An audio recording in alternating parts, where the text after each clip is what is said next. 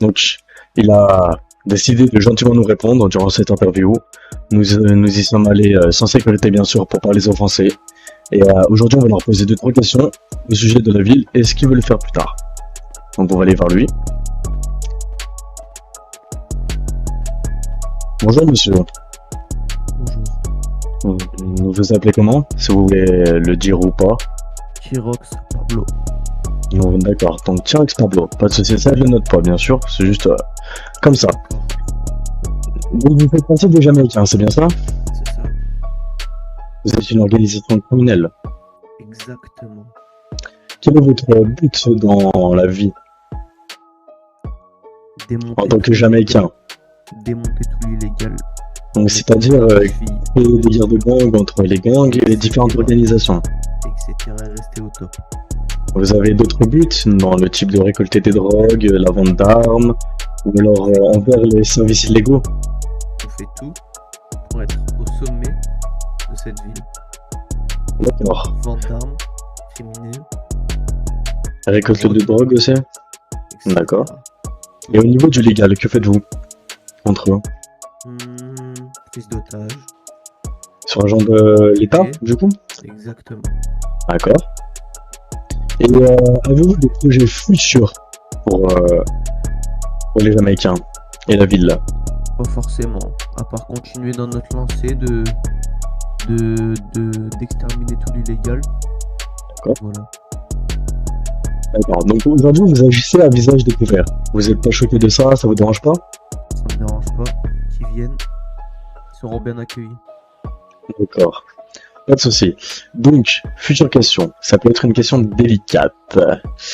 Au sujet du coup de l'illégal, vous êtes sur une partie de l'illégal très importante en ce moment. On voit que vous faites beaucoup de braquages, vous récoltez énormément de points de drogue. C'est exact? Exact, pardon. Oui, c'est ça. Vous pouvez m'en dire plus sur vos intentions envers les points de drogue? Vos buts sur les points de drogue, en avoir plusieurs, lesquels? On en a un en particulier. C'est notre revendication, mais bon. Vu qu'on est D'accord. puissant, on pourrait tous les récupérer, mais bon. On n'est pas méchants. Sans être indiscret, quel est votre point de drogue à vous, les Jamaïcains? Ah, ça, je pourrais pas le dire. Il va falloir venir découvrir de vous-même. D'accord. Donc, nous allons continuer les questions, monsieur. J'aurai des questions un petit peu délicates à vous poser, si ça vous dérange pas. Je peux commencer? Du coup, monsieur T-Rex, c'est bien ça? C'est ça. Vous me faites part, d'ailleurs, de très gentillesse part de l'interview aujourd'hui. J'aurai des questions délicates. Est-ce que vous êtes au gradé, vraiment très très au gradé dans les Jamaïcains, ou alors vous êtes juste un soldat? Considéré au gradé, oui. Ah, d'accord. Au gradé dans le type chef, sous-chef? Non, j'irai pas jusque-là, mais je gère une grande partie. Vous voulez rester sur la secret, c'est bien ça? Oui, c'est ça. Pas de souci. Autre question délicate. Combien êtes-vous chez les Jamaïcains? Nous sommes à peu près une quarantaine. Une quarantaine. Donc, tous les soirs, vous faites un rassemblement, c'est bien ça? Et vous faites divers objectifs, style reprendre des zones de drogue, abattre les ennemis. On fait plusieurs trucs, ça varie en fonction des jours. D'accord. Et ça vous dérange pas qu'ici on se rend compte que dans votre lieu, justement, les services de l'État peuvent venir? Non, ça vous dérange pas du tout? Après, moi, j'ai jamais dit que nos rassemblements se faisaient ici. Oui, bien sûr, ouais. Excusez-moi de la question, c'est moi qui ai inventé ça, excusez-moi.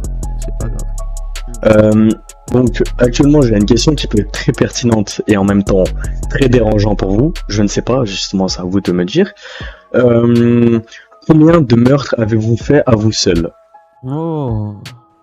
Arrêtez de compter. Vous avez pas une fourchette? Ça fait trop longtemps, non. Je sais plus. D'accord. Et dans votre organisation au total, vous pensez que vous avez une fourchette ou pas du tout? Avec tous vos membres? Des milliers? Des dizaines de milliers? Des milliers? Et à vous seul, vous savez pas du tout? Non. D'accord, pas de souci, on va pas y revenir plus. Donc, maintenant une question personnelle par rapport à vous enfants. Pouvez-vous nous parler de votre parcours et de ce qui vous a conduit à rejoindre cette organisation? Moi, mon père était chef de cette organisation D'accord, et j'ai repris les rênes avec mes cousins et mon frère. très intéressant. Comment décrivez-vous la hiérarchie et la discipline au sein de votre organisation? Comment est-elle organisée? Est-ce qu'il y a des rangs? Est-ce qu'il y a des soldats après qui peuvent monter en grade? Oui, oui, ça marche sous forme de hiérarchie avec les préfets, etc. Et après, en dessous, c'est tout ce qui est des recrues. Et ils montent en grade au fur et à mesure. D'accord. Donc, vous avez certains grades, etc. Donc, comment vos soldats, donc oui, ils sont soldats, on est d'accord, Oui, ils arrivent sous forme de soldats. oui, oui. Comment font-ils pour monter de grade? Comment font-ils pour prendre votre confiance Qu'ils se démarquent des autres, simplement. en tuant des personnes? Oui, oui. Quels sont les plus grands défis auxquels vous avez été confrontés dans vos rôles? Donc, dans vos rôles de gradés, je parle bien sûr. Franchement, rien de spécial. Peut-être les crimes, etc. C'est pas D'accord. souvent. Et en général, dans votre groupe, quels sont les plus gros défis que vous avez fait? Par exemple, combattre une organisation criminelle et une autre que vous avez un petit peu eu de difficultés. C'est sur certaines guerres, ça. D'accord. Et surtout contre le cartel de Cali. Assez simple. Donc, cartel mais de Cali. D'accord, je note ça Oui. si ça vous dérange pas. bon. Ouais, allez-y. Tac, tac, tac. D'accord. Une dernière question personnelle, et après j'aurai une autre question. Comment votre famille et vos proches perçoivent-ils votre engagement à cette organisation? Hmm, Est-ce que ça leur dérange? Est-ce que ça leur va bien parce qu'ils gagnent de l'argent? Ça leur Grâce à dérange, vous? oui et non, parce que voilà, derrière nous, on leur assure une sécurité, mais bon, moi je veux dire que c'est mon père, mon grand-père et toute ma famille D'accord, donc c'est un petit peu comme une entreprise familiale là. Ça, c'est dans les gènes. Comment vous voyez votre futur au sein de cette organisation? Vous allez vous allez commencer à vieillir, bien sûr, un jour ou l'autre.